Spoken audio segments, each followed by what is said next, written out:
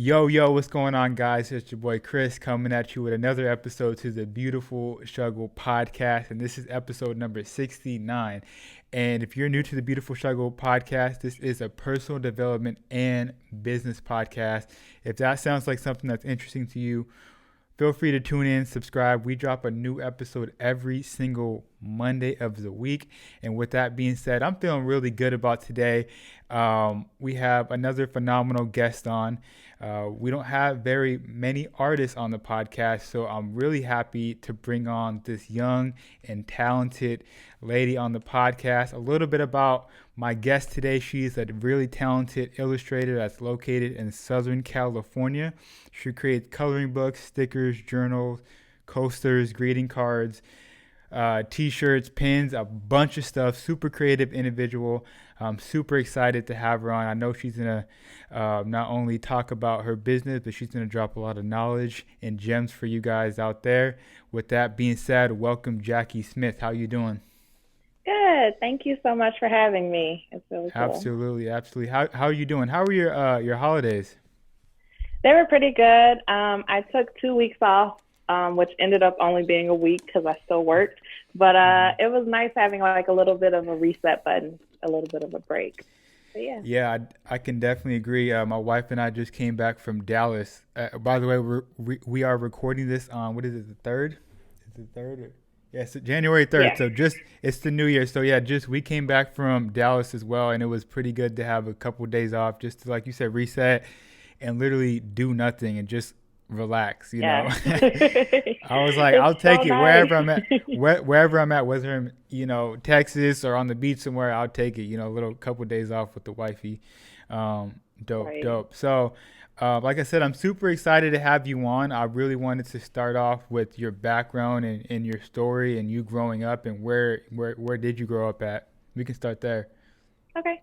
So I'm originally from Chicago, the south suburbs. And growing up, I always knew I was really interested in art. Like that was always like my go-to thing. My mom and my grandmother are also very creative, crafty people, so they kind of instilled that in me. So growing up in the suburbs, like that was all I did. Like I loved Hmm. to draw, so I would draw every day, nonstop. And then when it came time for me to decide to go to college, I kind of didn't know what I wanted to do. And everybody was like, I mean, you're obviously going to do Hmm. something art related. So you What might were as you well. not to cut you off already, but I'm curious. What were you drawing back then? What were some of the things that you Oh, enjoyed drawing? Yeah. so I used to want to be a fashion designer. So I would just Cool. draw like dresses and ball gowns, and they were terrible. They were so bad. Like I still have them to this day, and I'm like, oh my god, this is so ugly. But so I used to do that, and then when I got to high school, I really got into anime. So I would Hmm. practice like drawing people by like copying the characters. I knew I You say didn't you. want to be Mhm. an anime artist, so I kind of moved away from that by the time I graduated high school. And then, so my guidance counselor was the one who was like, okay, we're going to get you into something art related. So Mhm. think about like what you really want to do, what you're really passionate about. And I was like, I've always loved cartoons. So I decided to go to school for animation. And so while I was in school, I did that for 5 years. I studied abroad in Japan. Ooh, I got how to was like, that?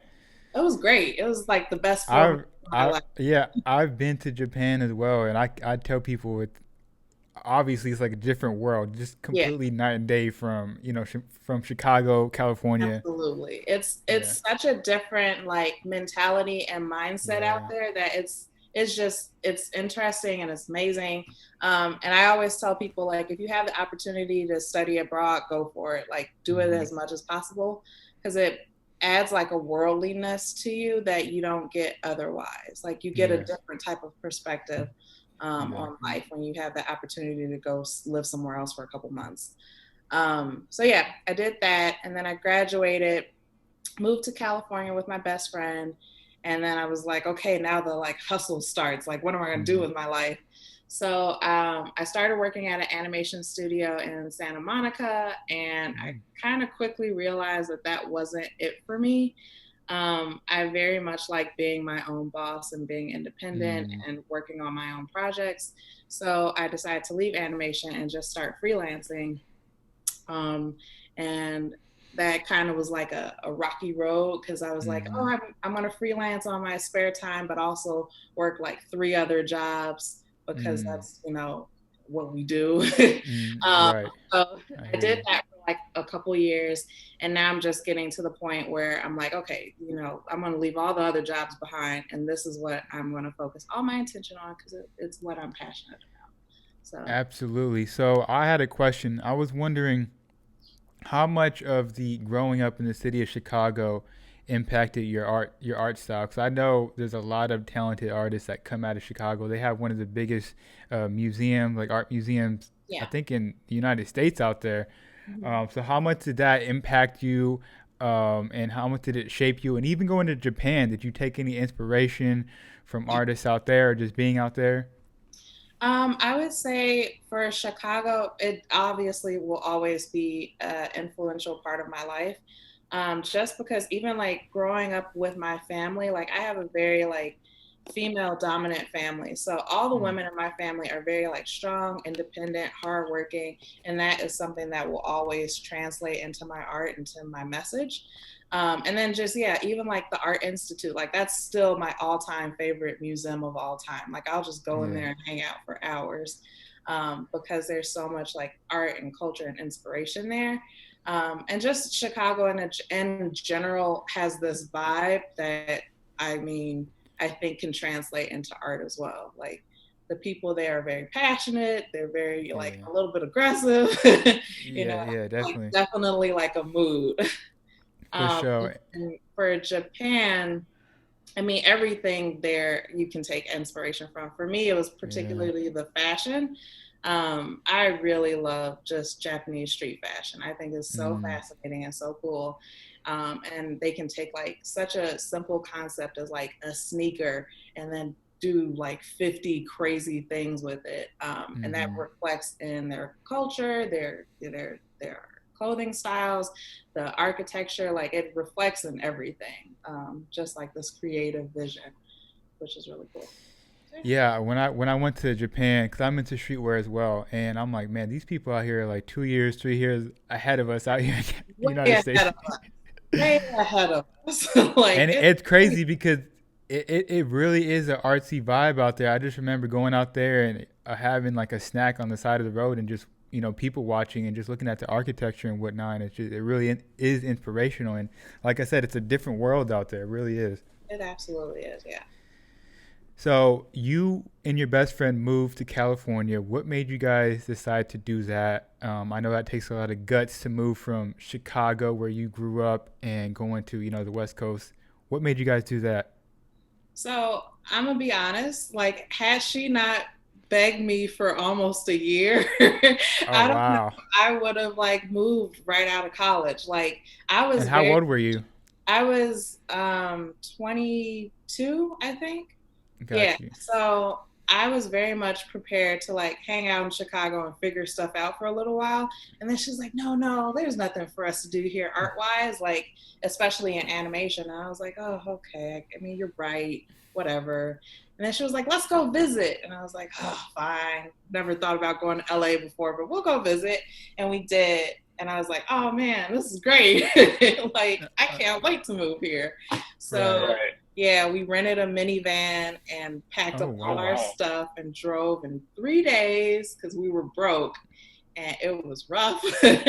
But yeah, like we did it and it was never regretted it. Man, that's big. I was gonna say, did you have any type of regrets? But I think that's amazing that you guys took that risk. Yeah, Especially at a young age. And a lot of people I speak to, they're like, look, one of the biggest life hacks that you can make is moving out of your hometown where you grew up at. Getting out of that comfort zone. yeah, Maybe you guys didn't have a whole lot of money, but you guys were willing to take that risk and go to Southern California, where I'm pretty sure you guys heard all the time, like it's expensive. How are you gonna survive? yeah. But you guys probably had that mentality, like we're just gonna figure it out. Yeah, we're just gonna hustle our way into staying here because once we got here, it was like, okay, there's no going back. Like, no matter Mm-hmm. what happens, we're gonna figure out how we can stay here. because I think when we moved here, we learned a lot of people would just be like, oh, I'm ready to move back home after a year or 6 months. Like they would Mm, give up so quickly. And I'm like, no, this is part of the adventure. You're supposed to struggle. You're yeah, supposed to yeah. like have to hustle your way into like finding jobs or figuring out what you need to do. Like that's what makes you grow as a person. Absolutely, and that's funny because I spent about like 10 of my, now I want to say 8 years in Sacramento, and I decided to move out to Southern California, and I remember specifically like a lot of people would move out here, and they just couldn't handle it, or they would move back, and I remember a bunch of people telling me you're gonna move back, you're not gonna be able to Yeah. make it. In my head, I'm like, oh, I took that to heart, and I'm like, I ain't never going back, no matter what Right. happens or what I have to eat. I ain't moving back. So that's dope that you Yeah. guys had that mentality for sure. So is your friend she an artist as well? So she works in animation. She's an editor, and we still live together. Got you. Yeah. Got you. And so you got a job at an animation studio, and what specifically were you doing there? Why did you feel like I need to kind of do my own thing? Like what was that trigger in your mind? So I started off as an intern, then I was a PA, a production assistant, and then At I what moved. studio, by the way? It's called Duck Studios. It's not around anymore. Okay, But got they you. used to do like a lot of traditional art, and so I got to like work with like all the old school animators, which was really cool. And I got to meet my personal hero, Bruce Smith, who does like The Princess and the Frog, Proud Mm. Family. That guy, he made all those Oh, shows. dope. So, and then I went on to be an ink and painter, which is when I realized that this wasn't it for me. Because in Mm. ink and paint, you basically sit at a computer all day and just drop colors into the line Oh work no. like Mm-mm. hundreds of times. And I was Mm-mm. like, I mean, this is cool. I get to see how the process is done. But as a job overall, like, I don't want to do this every day for the Mm-mm. rest of my life. And then it's the same thing with like being a storyboard artist. It's like, yeah, it's cool, it's great, but it's not really like flexing your creativity as Mm-hmm. much as like I could do if I was just like doing stuff on my own. So I think I have a problem with the idea of like doing the same thing every Mm-hmm. day for 5, 10 years. And I'm like, Yeah, well, that is, to me, that's not the essence of an artist. Artist is like real free flowing, and yeah, I'm not an artist myself, but that's what I see. You guys are, want to do whatever you want to do, yeah. right? So you took, I guess, another leap of faith, and you said, I'm gonna try to do this on my own. Mm-hmm. Talk to me about that transition, and what was like your game plan if you had one doing that? So at the time, I was working at the animation studio and I was also working at Universal Studios. So I left the animation studio, but I stayed at Universal for like another year. And I was like, okay, like I'll quit Universal too and kind of see how this goes. And like luckily, like everybody around me was like, yeah, Jacqui, you got this. It'll be great, amazing. And I was like, okay, like whatever.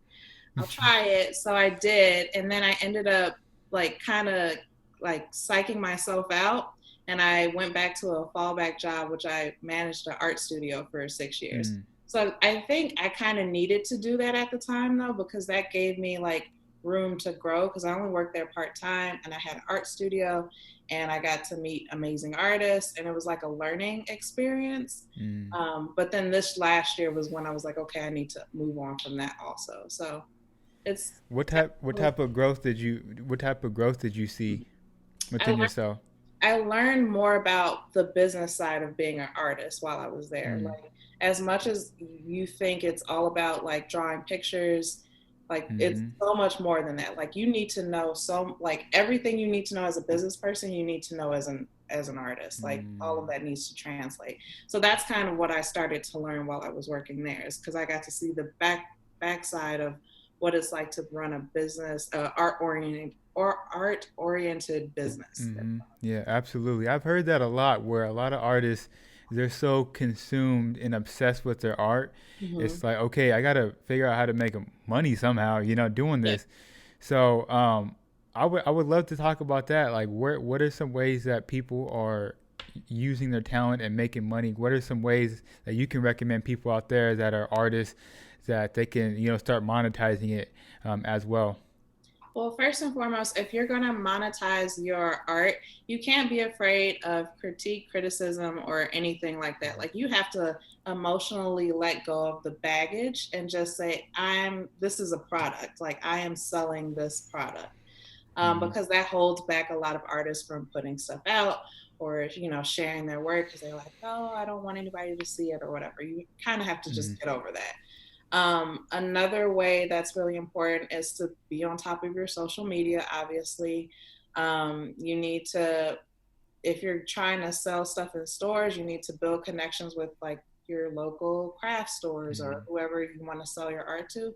The same applies for galleries if you're trying to get into the gallery circuit. So there are a lot of great ways for artists to, move into that, but you have to be hardworking and dedicated because it ain't easy. Right, right. Like, it's very time consuming. Like, I would say for every hour that I spend drawing, I probably spend half an hour just on business stuff. So Mm. you have to be Wow. willing to do that. And if you're not willing to do it, then have somebody who will do it for you, who you trust. Absolutely.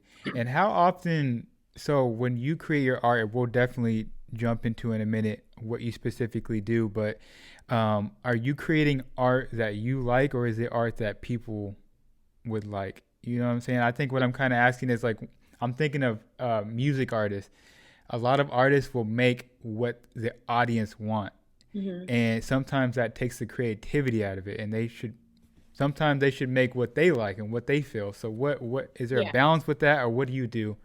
I would say for me, it's a balance because if I make it solely for like for profit for the audience, then I'm not going to have any fun. And then it's going to be a struggle for me to make it.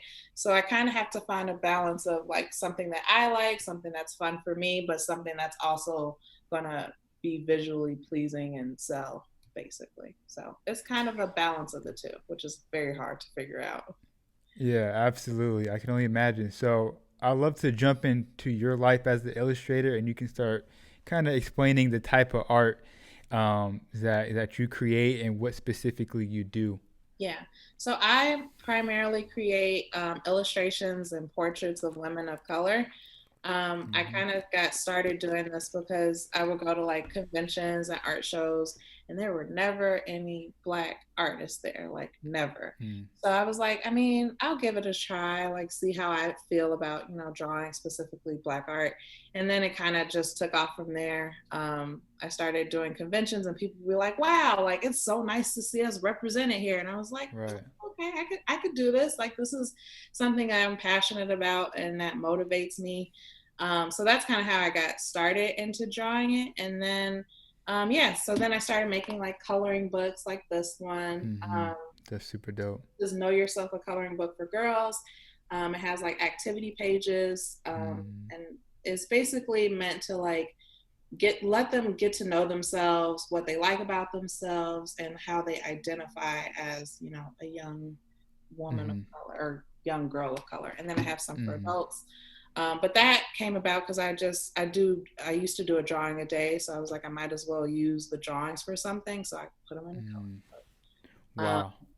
so that's kind of part of my day-to-day job is just drawing portraits. And then I also do children's book illustrations, which I've only been doing for about 2 years now, but that's like my main thing right now, which is really cool because you get to Mm-hmm. see what other people are thinking, like what they think kids need to Mm-hmm. be exposed to nowadays, which is really cool.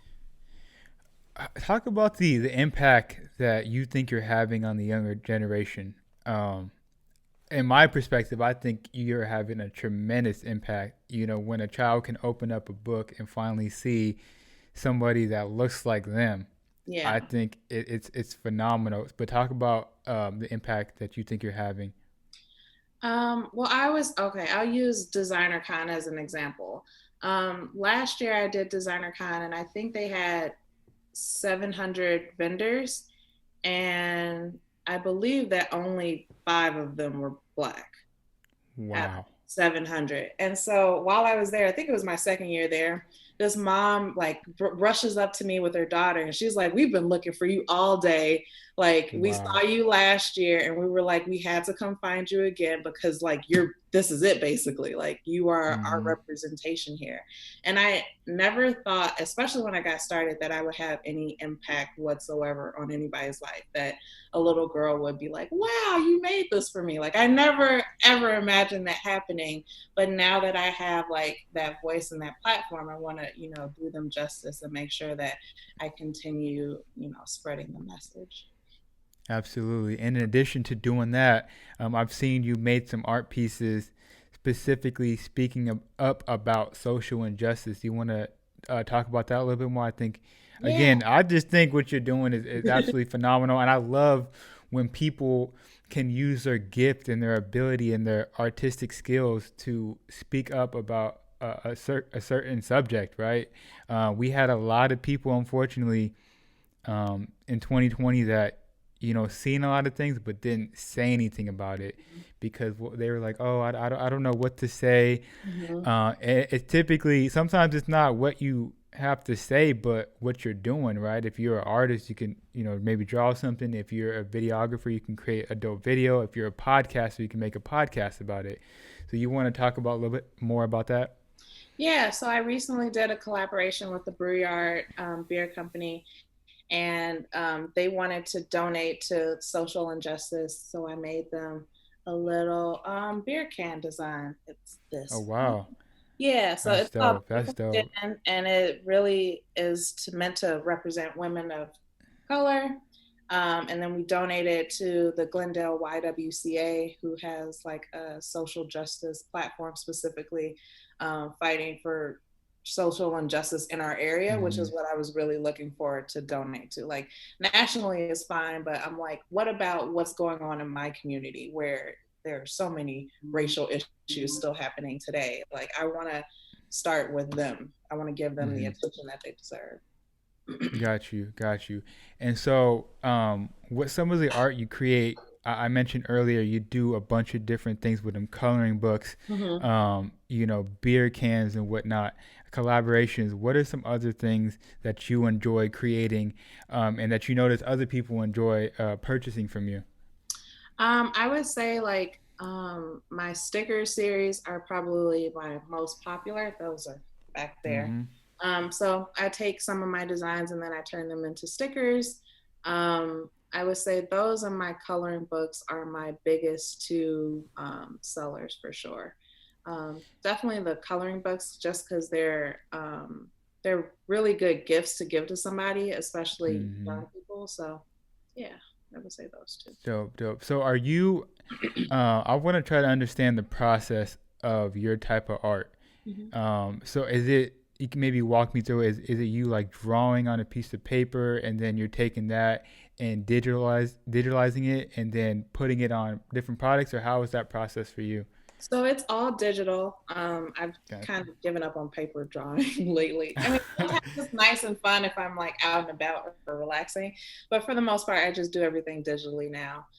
So I do a sketch first, and then I edit that a couple times, and then I clean it up and color it, and then I take that and like for the can, for example, you have a special format that you need to draw Mm-hmm. to. So you draw it out and then they send it to a printer who prints it into the label.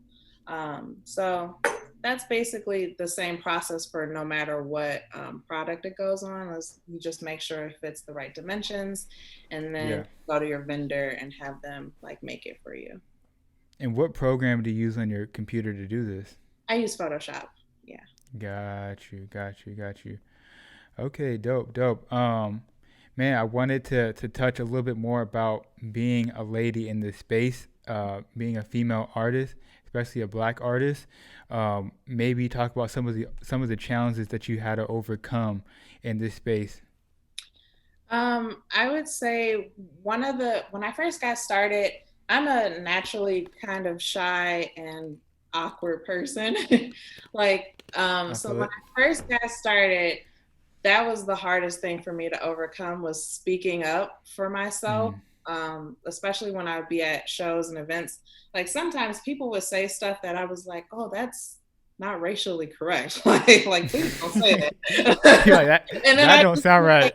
sitting there like, this is real awkward. And now I've gotten to the point where I'm like, I could care less. Like, let's get into it. Mm, Like, if we need to educate somebody on the spot, then like, let's do that.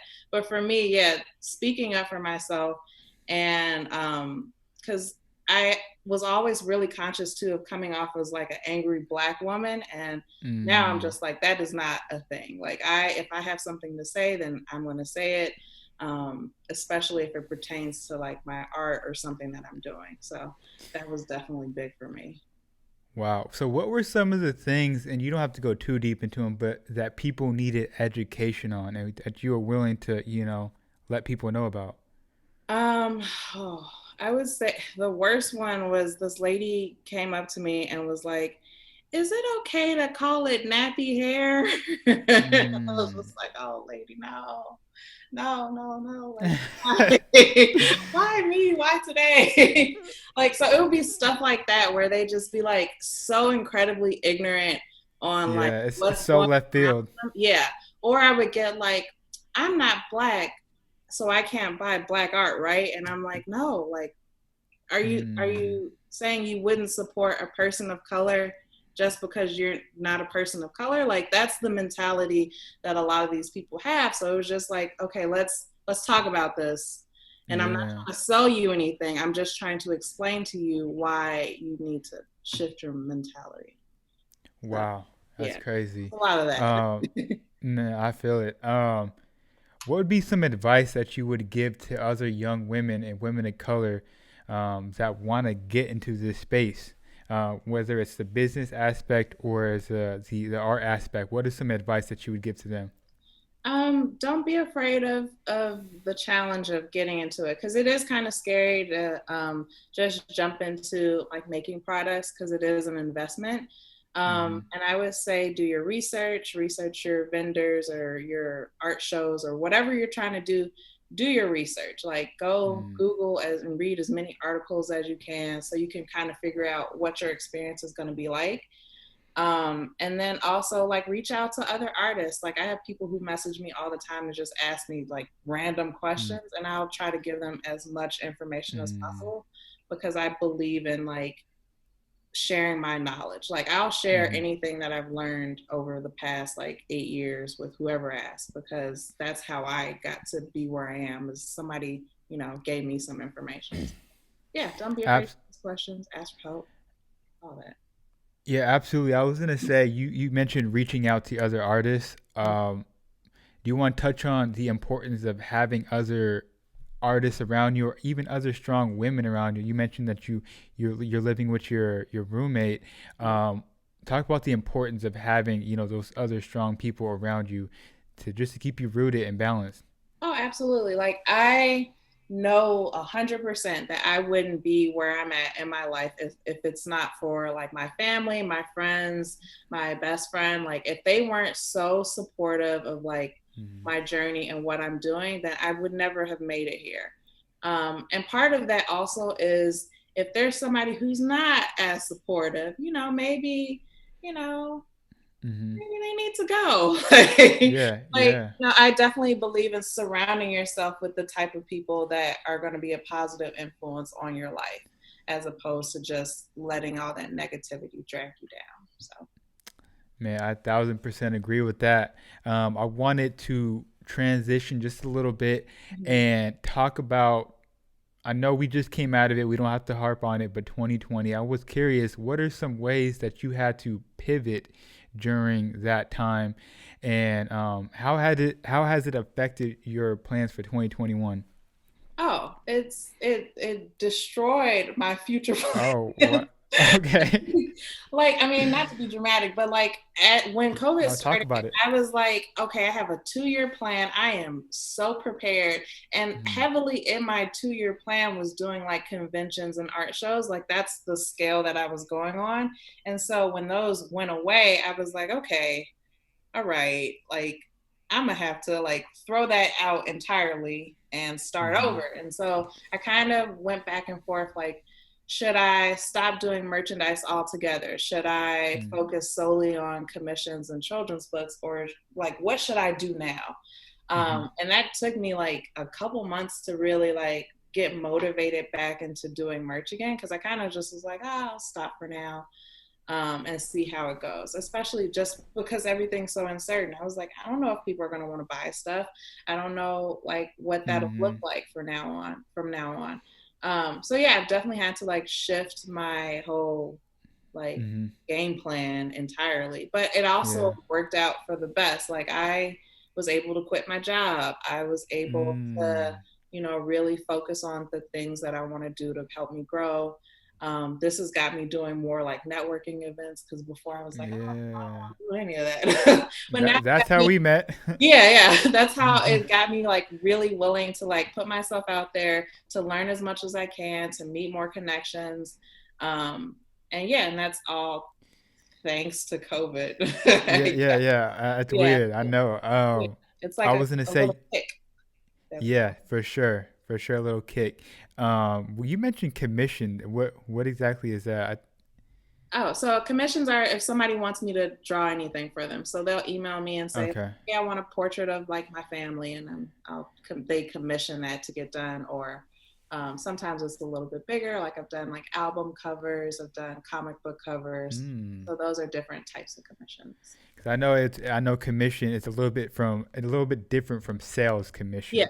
it is. Yeah, it's a So different. that's dope. So people can hit you up about specifically what they want created, and you can just go ahead and do it. Wow, that's amazing. Um, what was your biggest lesson that you learned in 2020? Um, I would say that nothing is guaranteed, and Mm, that we need to definitely take advantage of the opportunities that come our way. And if they don't come your way, then you need to just make them. Yeah. you're gonna make them for sure. Um, so enough about 2020. We're in 2021 now. What are Yeah. some things that you have planned? What are some things that you want to create? You don't have to give away all the sauce, but what are some things that you're looking to add to your business and your arsenal? I definitely want to just work on expanding overall. Part of my plan for this year is to get my books, especially into more stores, Mm, because I've never really done that before. mm-hmm, And then I just want to make more art. Last year, I didn't get to draw as much as I would have liked because I was busy doing mm-hmm, commissions, but I definitely want to do more like themed posts, more Black history posts, um, mm. just really expanding like my little art empire. Absolutely. And you mentioned that you had a collaboration with the brewery. Mm-hmm. How often do artists collaborate in this space? And is that something you want to get more into, or how often have you done it in the past? So this was actually my second beer can that I designed for them. Um, and I've done it a little bit in the past. Collaborations can kind of get a little messy if the other Yeah. person isn't, on their A game. So it really Mm. depends on like finding somebody that is either bringing an equal amount to the table or is going to pay you. Like it needs to be one of the two. Like you can't just be doing all the work and then they get all the benefit. So Right. yeah, collaborations though are great if you're working with somebody that is on top of things. So I would love to do that Got in the future. Yeah. Got you, got you. Okay. We can start wrapping this thing up a little bit. I wanted to know what is one last gem that you have for the audience. This is something I always ask my guests before they leave. It's just to leave one last piece of advice. It can be anything. It can be art related. It can be life related. What would you let the audience know? Oh, that's a good question. Feel free to think about it. I always ask the audience one last. I always ask my guests one last gem. Yeah.